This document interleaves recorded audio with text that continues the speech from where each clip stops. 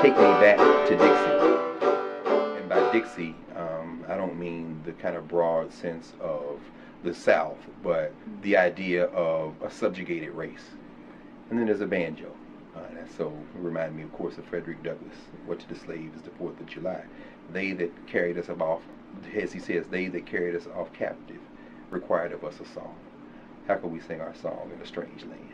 So man looks like he's happy playing the banjo. So there's a little cognitive dissonance then, because standing behind him, there appear to be some form of law enforcement, or at least figures which kind of evoke a sense of order, whether it be the subjugated racial order or whether it be the order of entertainers and the entertained. So it's a very disturbing image on any number of levels. In our stereo view that we're interrogating, Take Me Back to Dixie from 1896, there's a bit of a question as to whether the photographer stumbled upon this performance or whether it was staged for him. The interesting thing about using this 1896 stereo view is that when we began to wrap different histories around it from a different time period, we can begin to bridge a gap so that our 21st century sensibilities and eyes can understand this object. When I see this particular image, I'm taken aback. I find it slightly offensive, and I want to understand, how do I talk about this object? I don't believe you can understand American history without understanding and embracing the concept of African American history, because I believe that African American history is American history, and our museum believes the same thing. African American history must be a part of that story.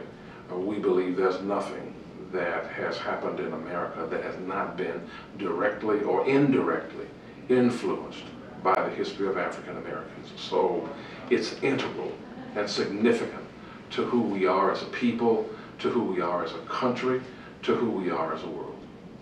So it's the history that in some way provides us with what should not be a mystery, especially in the African American community, especially as it relates to the very lauded history of this instrument.